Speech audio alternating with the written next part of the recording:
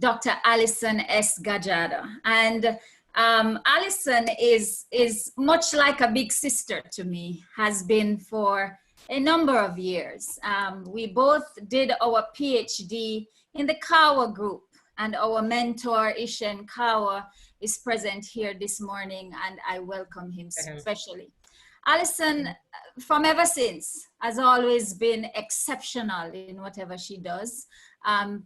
From undergraduate into her postgraduate years, excelled at chemistry. I think she finished her PhD in record time in 3 years. She might want to correct me if I'm wrong, but as a little sister, that's what I had in my mind. And these things were very motivating to those of us who were coming up behind her. Now, a little bit more details about what she's been doing in the last couple of years. She is now considered one of the pioneers in the promotion of standards and quality within the local industry in St. Lucia. Dr. Alison Gajada prides herself in having firsthand experience in conceptualizing, establishing, and operating in business as a woman in science and a woman entrepreneur. She operated a solar water heating business, EcoSun Incorporated, and a beverage manufacturing plant, which here I think she went back to her roots as a food chemist, SunSmart Beverages Limited, which later brought her some success as an entrepreneur in creating and establishing small businesses and selling them. So she sold these 2 companies to a leading regional company. With over 2 decades of experience holding senior executive and governance positions within both the public and private sectors, Dr. Gajada is a former independent senator in the Parliament of St. Lucia. And of course, I told you before, she holds a PhD in chemistry and a postgraduate diploma in law. She's a chartered director and holds certifications in quality management and productivity and project management. Her fusion of practical experience in business operations and understanding of regulatory processes, corporate governance, organizational systems and culture, coupled with her drive and her passion for dealing with people, has placed her at the center of the transformation of many entities. And indeed, for many of us who are in science, you know, this is the sort of thing that we know that we need to do in order to translate science into having impact on people's lives. So bridging those gaps between science and policy and between science and business. Dr. Gajada owns and operates KMA Consulting Limited, which provides management consultancy services to the public and private sector entities to improve business performance in a sustainable manner through a comprehensive, systematic approach based on quality management. And this morning, she is going to share, she's going to bring that wealth of experience to all of us this morning. Creating Systemic Innovation is the title of the presentation, A Journey Within a Small Island State. Please, from wherever you are, give Dr. Gajada a round of applause. Over to you, Dr. Okay. Thank you, Marvadine. Thank you to the Department of Chemistry for inviting me to share my journey, having left the university a little, over 2 decades ago. I want to first start off by recognizing my chief mentor, Professor Kaur, which you did, and all the familiar faces, a number of professors who have also been touched by or in the room. And importantly, I do want to take just a second to recognize those who have left us. And entering the department in 1993, Professor Dasgupta and Professor Minot, Dr. Minot, were 2 senior lecturers that founded perhaps a lot of the pathway before I even entered the university, the chemistry department. And I mean, on that note, it is indeed, I mean, it's an overstatement perhaps when people say it is their pleasure to be here, but this opportunity to connect with the department and science, my science roots, is really one that I always look forward to. So thank you to all who have come here to listen to my journey. On the first slide, the picture there is very deliberate. It's actually a picture of some neodymium crystals I pulled off the net. I wish they were my crystals, the boron neodymium crystals that really marked the beginning of my journey into understanding science in a bigger way. And because little did I know, in about 1996, when these crystals were formed, as a consequence of what I perhaps may consider spontaneous innovation, little did I know that studying the behavior of the ions in these crystals would have really given me the deepest insight into the power of structure in driving processes to give you the outcome that you want. And so when I was asked to share my journey coming back to a small island like St. Lucia, at the time we had 160,000 people. Now it's about 175. And yes, although we were very proud to boast of our two Nobel laureates, the island was characterized by a 60% literacy level.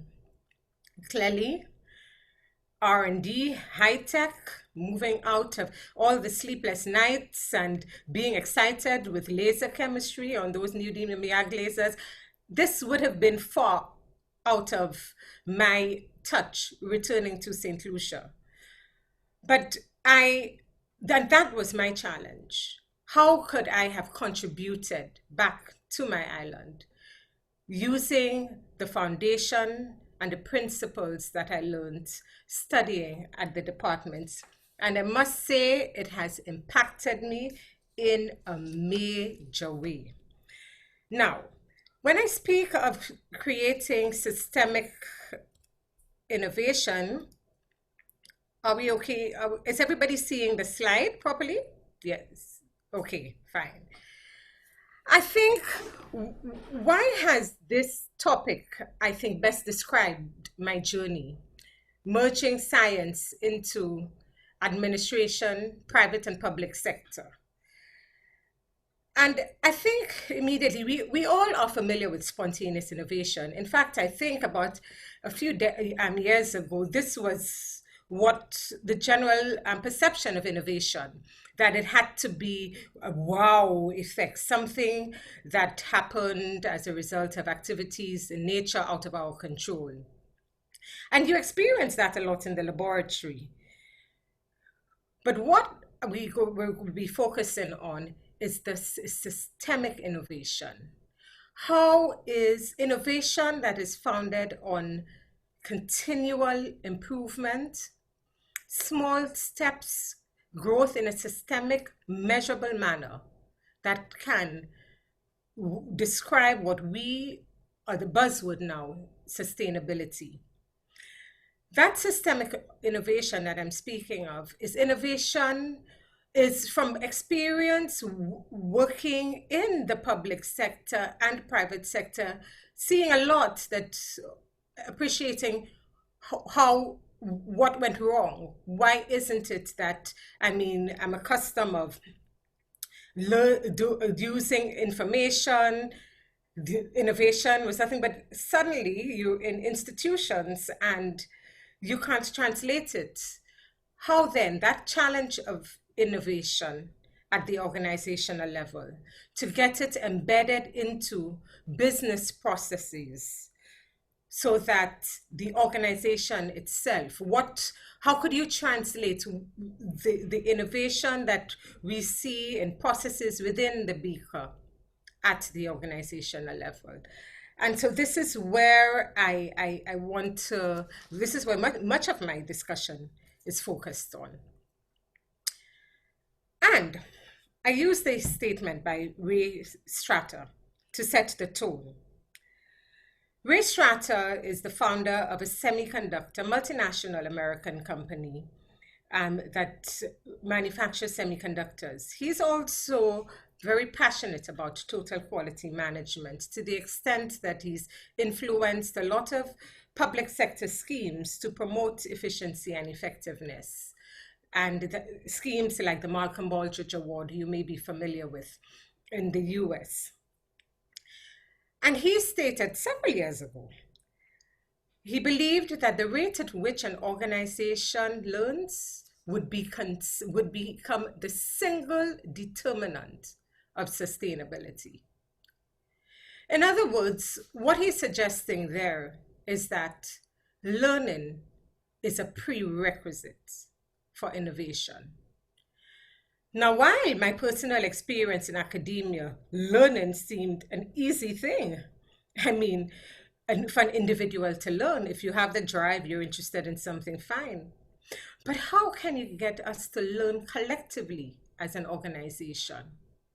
How can we turn the organizations we're a part of into learning organizations that would result in the systemic innovation that we need to maintain sustainability? But let's first understand or agree on what we mean by a learning organization. A learning organization has two characteristics. First, it is defined by an ability to create, acquire, interpret, transfer, and retain knowledge. Each of these words have very deep meanings. The creation of information as an organization is stemmed to what we call in quality management lessons learned, learning from your mistakes. This is unique to the organization. This is the only way you can create information. You can create information, when I say the only way, but create it intrinsically. You can garner information, of course, by getting feedback, information from the recipients of your service and other stakeholders, but you're creating information. That comes through the acquisition of information. It's also through other strategic partnerships, building relationships with similar entities. But then it's one thing to have the data, and with big data now, it's very easy, even accessing the net. But we look at the ability to interpret and transfer that information. Once it's interpreted, analyzed, evaluated, how is it passed on within the organization? And of course, how is it retained? Retained through our people. And the second key factor is, what do you do with that? You look at the organization's ability to modify behavior patterns. That's a major challenge, and that is what results in change. Now, I threw in the statistics there because in the early days, a lot of data that we had related to the manufacturing sector and the pitfalls of poor quality consequences. Toyota is a typical example. It provides wonderful case studies because, in fact, it was one of the first companies that the gurus of quality management tested the TQM, but then failure to learn created was very costly for them. Now, systemic innovation, rather, I look at three pillars. The first, leadership, and we're talking about leadership not just at the global, and I mean whole level, but rather top management, but importantly at the local level. Your leaders within your small groups, within the classrooms, within the offices. So leadership throughout. The other two pillars, however, is where I want to focus on. A lot has been said, and leadership, our neuroscientists who study human behavior have written a lot about leadership. My experience, though, within a small island, a developing country, directly relates to the challenge of managing our people and creating concrete business processes, not managing in an organic way, but creating concrete business processes that support innovation. And why, before I move on though to the two pillars I'm going to focus on, I just want to show you a snapshot inside the mind of quality management guru Edward Deming. He was an American engineer. In fact, when he put forward this idea, the philosophy that changes are not that the mistakes are not caused by employees, but rather by leadership, his theory, his philosophy was not accepted in the US. The Japanese invited him over after World War II when they wanted to industrialize Japan into the world's best manufacturers in the world. Now these principles are transferred to all sectors, the service sector, education, health, etc. But there is a lot of wisdom in what he says here. And that's the extent to which I'm going to touch on leadership in management. That leadership have a key role in changing processes to create the organizations that we want. So we go on to our people management. We look at, again, this is not rocket science. You feel it even in every realm of your work. For systemic innovation, we need to have processes that allow our people within the organization to be engaged, motivated, and empowered. And why do we focus on people as a natural first step that no digitization, no equipment or tools can deal with? It's because innovation stems from ideas, creativity. Behavioral scientists have proven it. You just type on the net, look at all the reports published by Harvard Business Review, a number of other agencies, MIT. The mind has been proven to not demonstrate creativity when it is unhappy, when people don't feel engaged. So why don't we focus on this first?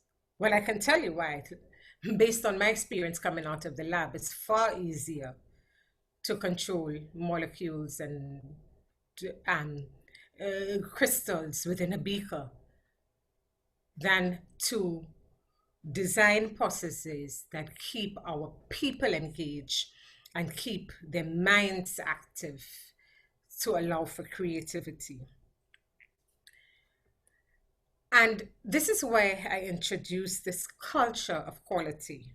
A lot of my work, even at the regional level, with regards to building a culture of quality,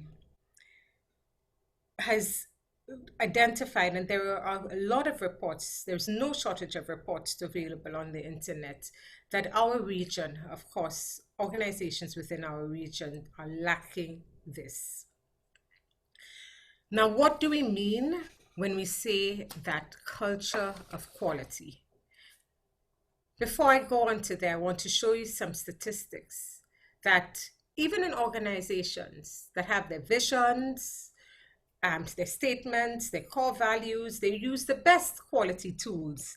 I mean, these companies that were assessed by the Harvard Business School are companies with, some of them certified to the quality management standard using Six Sigma tools, but the employees didn't feel that there was a culture of quality where employees will go above and beyond to think outside of the box. What are the building blocks that have been proven to create that culture that is so linked to learning? The first one is psychological safety. Like how it drop, if you drop on the face, you'll alright, you know.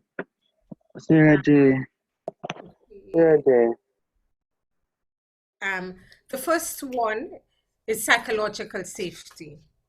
Now, psychological safety, why is it so important? Our people within organizations have to feel comfortable making mistakes.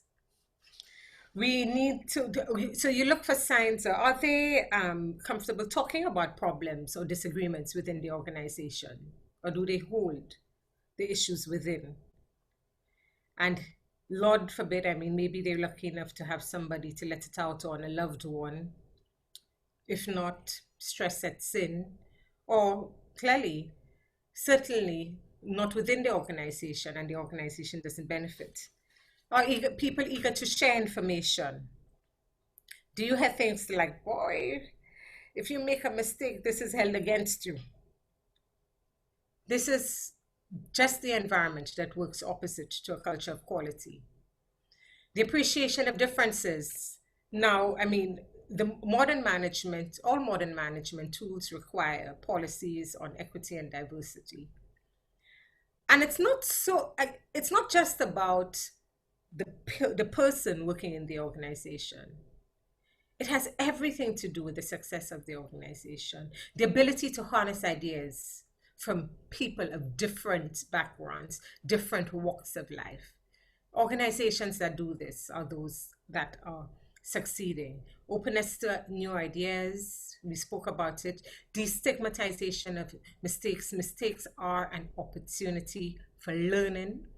I mean, in quality management, we don't repeat the mistake. And you hear tones on the manufacturing plant, like doing it right the first time. But that means getting the right product out the first time. It doesn't mean avoiding mistakes internally. You learn from these mistakes. And of course, factoring for time for reflection. If we go into an organization and we see that everything is driven by, somebody once said, I think it is Stephen Covey, schedule your priorities. Do not prioritize your schedule, meaning everything is urgent. Important things can't be urgent. You need time for reflection, pondering on results. So these are, and you know, my presentation to many of you, I'm sure you would be accustomed of seeing presentations with all the figures, all the drafts, all the trends. This presentation is slightly different because in my world, over the past 2 decades, I've actually had to learn that perceived responses, perceived actions, what's in the mind is more damaging than what that figure represents. And that's when we relate to people. A solid management system embraces that aspect.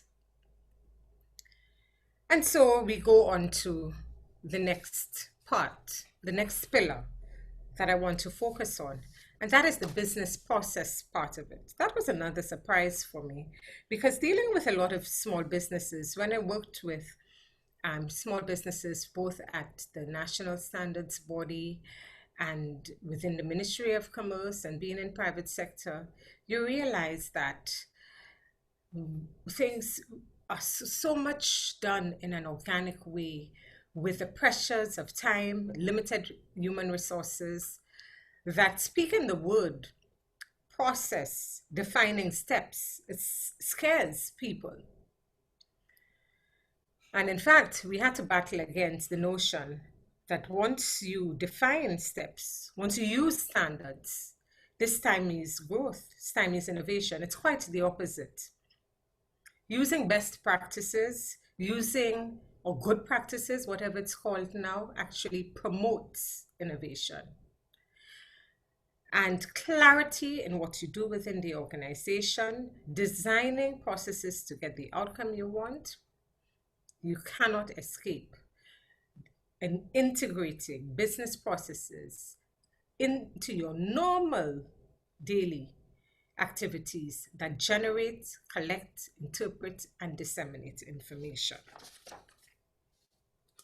What are the characteristics of these processes that support innovation? Of course, information gathering, which we touched on earlier, information from everywhere. And that's another thing that struck me culturally in our society.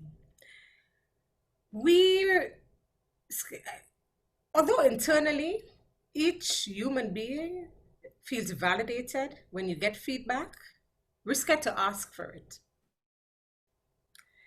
Something about knowing how the person felt is threatening, seems threatening to a lot of small businesses and some large ones that have managed to grow within a protected environment. Systemic innovation can't be rooted with that sort of culture. You need defined processes to get feedback from the recipients of your products and services. You need to focus on building relationships between strategic partners, suppliers, relationships that allow for exchange of information that you can grow on. You need to understand your environment constantly, and now it's easier, so much easier with connectivity through the World Wide Web to get information on technological trends, economic and social trends. Of course, data is key. The ability to generate your own data. Now, I've seen a lot of times consultants come in and you get these grand plans of strategic plans and KPIs, key performance indicators and performance indicators, but often you're measuring the wrong things. How do you translate that into operating? Now, if you do not define the process in a step-by-step manner to collect the data points at the process level, our boards are looking at the wrong information if you cannot relate it. And that's another way for understanding process management, process flow. My experience within the chemistry of the department, scientific principles has assisted me greatly. That all data is not good data. You have to be so careful of how you get that data and what you do with it. You analyze it. Corrective action, the ability to change, we spoke of that, and preventative action. How flexible, and that is directly linked to empowerment of our people to make decisions, the people who can make decisions. Transfer of information, and of course, you cannot get away from education and training of our people. It's a mindset shift, a different way in which we normally do business, but all the companies that have been studied succeed. And a lot of times we think that it is unique to those big multinational companies, the Ubers, the Amazons, and those. No, there are a lot of small companies. These principles can be adopted a one-man show into a big man show. And there is information available, adaptable systems for each sector, the education sector, the health sector, tourism sector, that all apply these same principles. With digital transformation, it's even easier to institute the process approach at the organization level, so we get everybody on board. We can control these processes, and through these processes, we embed innovation in a systematic manner. So, what are the key take-home points from this part? Before I go on to touch a little bit more on the digital transformation, because I think it's very relevant to our time here, or the period in which we're involved with. My key take-home points are simple. That if our region does not get the learning part right in a collective manner, we will continue to get the sporadic Nobel laureates, the high achievers who all know how to learn individually, but at the organizational level, collectively, we can't learn. Second important point, and it's all linked to a learning organization, that if we don't adopt that culture, develop that security within ourselves to be open and transparent, sharing information, collecting the data to guide our decision-making process, we will not succeed at creating systemic innovation within our institutions. We do it well within the beaker. We know how to use data.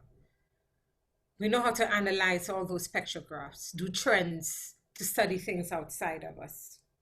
But how do we bring it all together when we're dealing with us, the human being, as a people? I was thrown into the deep water in 1999 when I came back. Quickly went up to the administrative part and into policy making. And that was a challenge for me to shift the mindset. How do you involve our people to create the systemic innovation that we need? And so I just want to spend about 5 or 10 minutes of your time talking about DPT, digital transformation, process transformation, because it's a buzzword now with COVID and all the changes that it has forced those of us who were comfortable doing things as usual. ICT and digitization has really put a stark blow in our face. It was happening already, and those organizations that were far along that learning curve and had the systems in place, the structures in place for systemic innovation, they were, the research shows that they were hardly affected in many areas by the consequences of the pandemic. But there are many of us within the region, within my island, that are grappling to institute these changes, put in place the technology to allow for us to fit in to this new economy and be sustainable. And a lot of times, I think, I tell my colleagues, my friends who are involved in this business, and many of them operate in first world countries, and they have use tools for digital process transformations. And they will tell you from the onset, you need to push yourself as a management consultant at the table when you speak, when you're dealing with companies that want to digitize, because the first person they call is the ICT professional. But if you don't get the learning organization requirements in place, the systemic structures issues in place, you may be transforming your business or your operation into something that would fail eventually. So it's not the panacea or the answer. And always remember that the purpose of digitization is to achieve efficiency, meaning doing things well, the how, and effectiveness, making sure you're doing the right thing. And at the end of the day, or rather, let's start from there, that nice smile, understanding the recipient's needs so that we design the processes to get that improved satisfaction that we want. And so I think the 27 of us in the room, many of us are from different institutions, a lot from the education institution.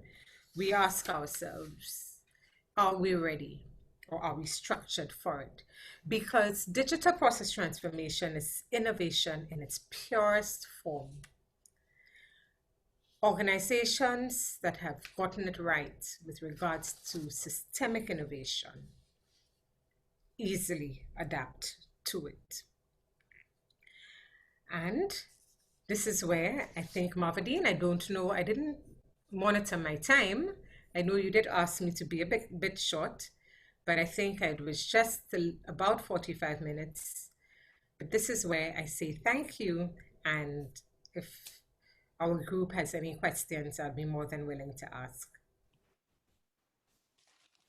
Okay, thank you very much, Dr. Gajada. Yes, you have given us enough time for a discussion. You have really stimulated some thoughts, certainly in my mind, and I'm sure in the minds of the audience.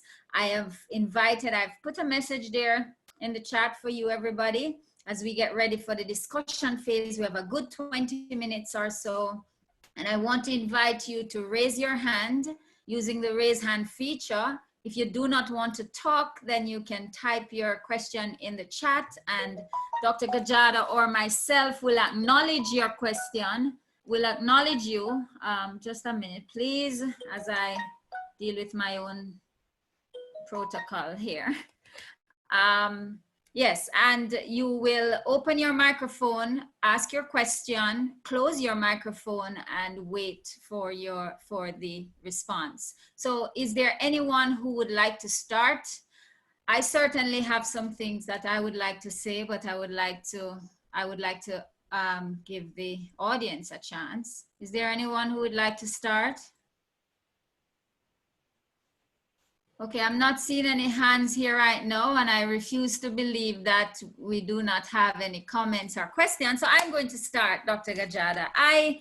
This morning, I've been studying science diplomacy. I have an interest in engaging science and diplomacy and having them meet to achieve some of the objectives and to achieve the mission of science. So using science as a soft tool for building influence and partnerships regionally and internationally. And as you spoke, you know, I thought about the role of, or the challenges to doing science and communicating science for it to have an impact on society. I think your culture of quality that you described for me is a culture of science.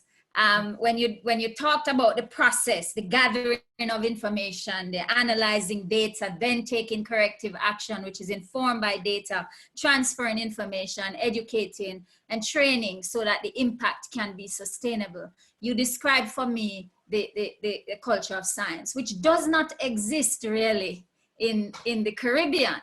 And so I feel like the things you're talking about are indeed important, but I feel like for us to see the impact, it is going to take a long time because changing a culture takes a long time. So I invite you to comment on that in terms of how much time have had some experience and how much time has it taken you in the organizations you've been a part of to see the impact of this approach?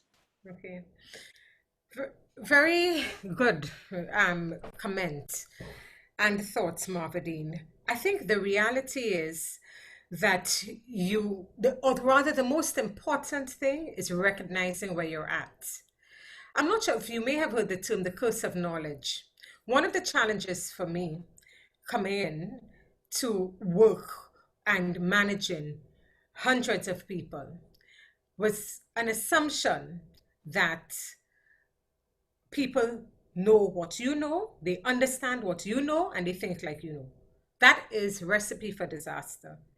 And trust me, I had pitfalls along the way, but I learned from that. When you recognize that where our mindset is and where we need to get to as a prerequisite for the next step, I think it is so much easier because you don't frustrate people. You don't step on their toes and shut them out when you deal with them just with an understanding of where they are at.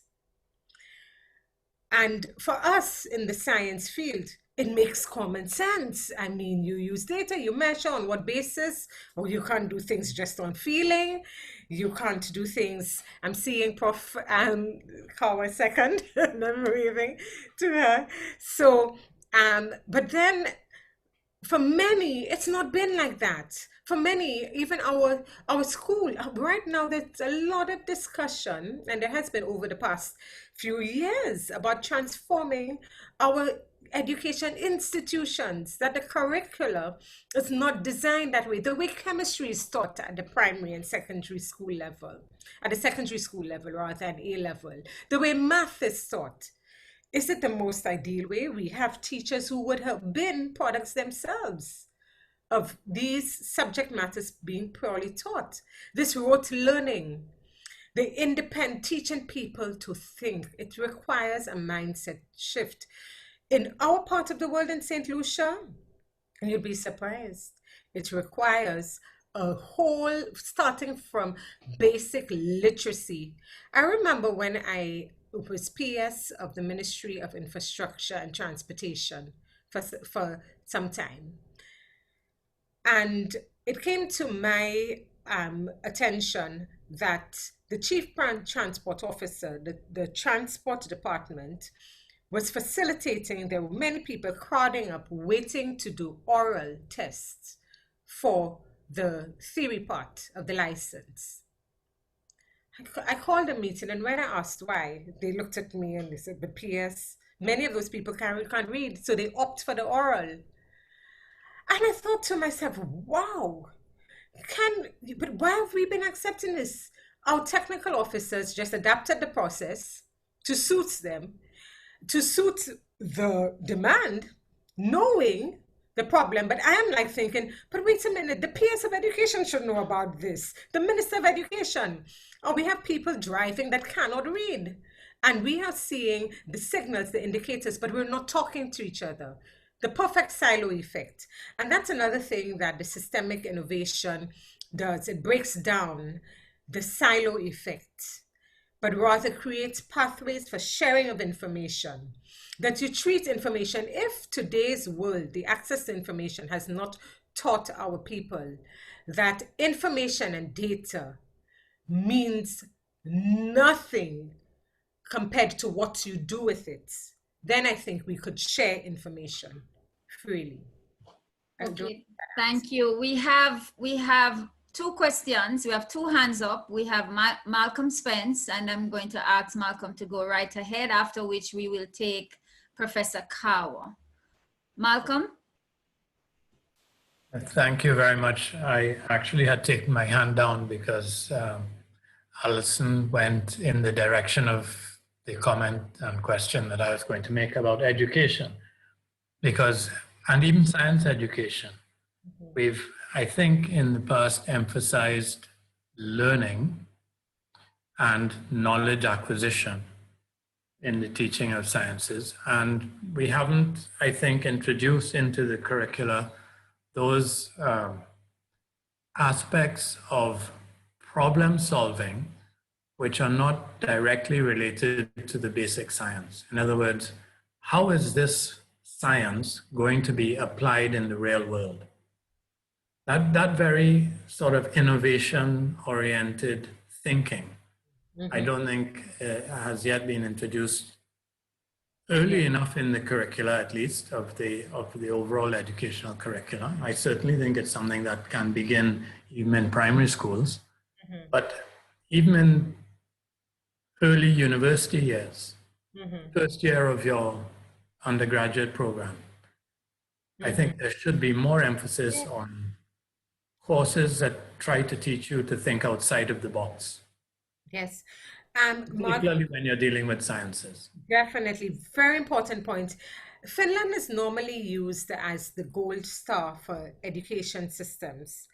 And now I notice a lot of work is being done, a lot of research has been done into what is called phenomenal learning, where they are removing the barriers of the subjects, the chunks, that in it themselves create silos from the learning process, and teaching children how to problem solve based on real life situations using a multitude of differences.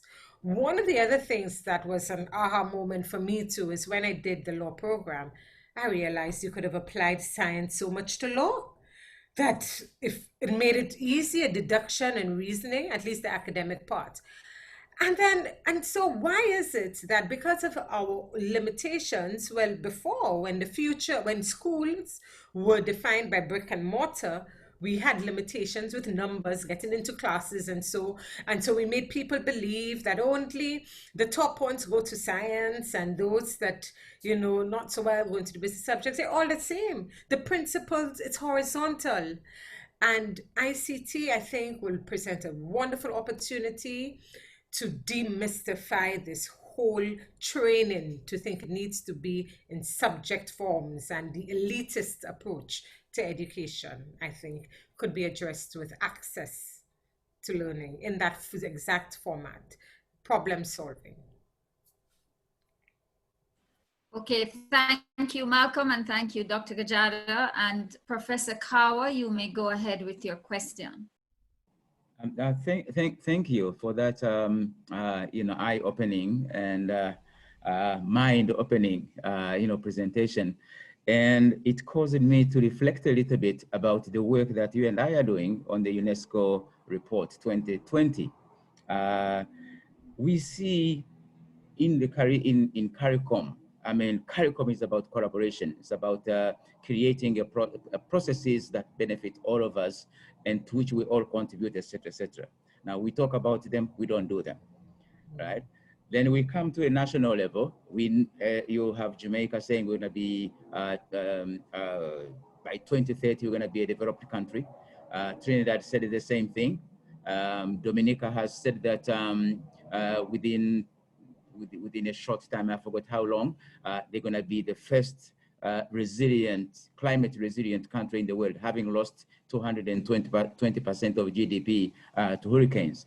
All of those efforts are going to require creating systems and processes where collectively we are engaged in this innovation, and learning process. And I was going to ask you to, comment a bit on, what challenges are we facing? How can we get out of sort of this situation? Even we scientists in the Caribbean, as you know, we don't collaborate, even though we must collaborate. We know we must collaborate. We don't collaborate with each other. We collaborate with other people, but we don't collaborate with each other.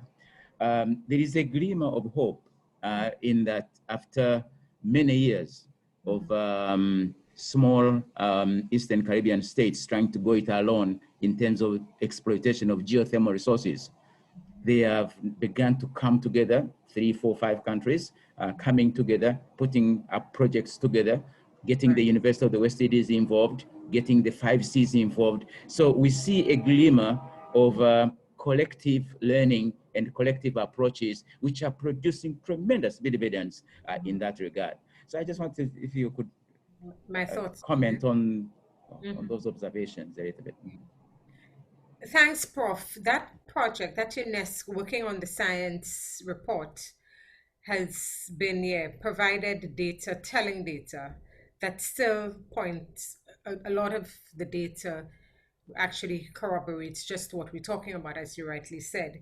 And what we found over the years, I'm sure Malcolm and some others would attest to that, the international funding agencies have provided the impetus in terms of to force collaboration through donor funding, where, I mean, they won't deal with individual islands anymore. They want to deal, I mean, not with small numbers, many of them at least. They deal with collaborative projects. So that has fostered. But then after the project ends, the recommendations, how do you get to influence your local policy makers? How do you, this thing of competitiveness among ourselves is still very real. When I was with Office of the Prime Minister, I had the opportunity to serve as the change driver for CARICOM during its 2015 to 2020 strategic planning process, which began around 2012. And there is so much, Malcolm, you are part of a CARICOM organ, and this thing has been written about. It's been studied and overstudied. That if we don't have the political will to cause that deepening of collaboration, sharing of information, breaking down that sort of deciding on really who are we competing with? Is it the world or with each other? I think it would definitely impede the rate of progress. A lot of gains. I don't want to sound doom and gloom because the report, I mean, has highlighted good gains. But I really seriously think that governance body at the CARICOM level need to take the lead in ensuring these measures are in place. Okay, thank you, Dr. Gajada. I have Malcolm again with his hand up. Malcolm, you may go ahead. Thank you. And let me apologize for not having congratulated Alison on her presentation and not having put my camera on the last time I spoke. That's okay. Welcome. Thanks. So one of the challenges that I think we face in trying to make that cultural shift is what's perceived as the cost of innovation. And in that context, I wonder if your report was picking up data on the expenditure on research and development, both by the government, but more particularly by the private sector, because the comments that you just made really talked about correctly the governments of the region creating the frameworks that would encourage private sector behavior. But equally, if the private sector is not demanding it of their political directorates, then it's unlikely you'll get a political response. So I think that there is this shared relationship which needs to be improved. And in my view, I think it's the private sector that can perhaps move the process. If you had to choose between the chicken and the egg, then I would go with the private sector and say they're the ones that need to improve their expenditure on research and development, improve their understanding of how these things can improve their competitiveness, both science and technology innovation and integration. And I don't think we're there yet. So the challenge for us is to try and find more entrepreneurs like yourself, Alison, who have an understanding of how science can do that and are willing to pay to include it in their strategic planning. Yeah. Thank you. Thank you very much, Malcolm. Dr. Gajada, I'm giving you 1 minute to respond. We have about 2 minutes in this Zoom session. Okay. Suffice it to say, very important points raised, Malcolm, the responsibility of the private sector. And this is where we spoke of creating that learning organization, the recognition that within the entity that you need to invest in data. It's not only at the government level. For the government level, the report does speak to how governments are stymied with respect to investing in innovation, research and innovation, because of the high debt to GDP ratio. A lot of the revenue is really tied to paying debt. But at the private sector level, if we can just touch the mindsets of the leaders within the private sector to put more money into embedding innovative processes, that would definitely show us some hope. Okay, and ladies and gentlemen, it is only left for all of us to thank Dr. Gajada for certainly a very stimulating and useful seminar, as we all have come out now with, I think, an approach, and certainly those of us who are scientists and students of science understand that creating this culture of quality or this culture of science needs the influence of scientists, people who understand science and how it works in the beaker to translate it to business and to policy. And so we all have to shape up with the communication and the desire to come out of the lab and take it to impact people's lives. I have about seconds to ask you to give a virtual round of applause to Dr. Gajada and to thank her for presenting this morning in our seminar series. Look out next week, guys. We have a speaker from the UK, Dr. Gajada. Please stay safe over there in St. Lucia. And everybody, please stay safe wherever you are. Thank you very much. Thank you. Wonderful speaking to you. And thank you everyone for attending.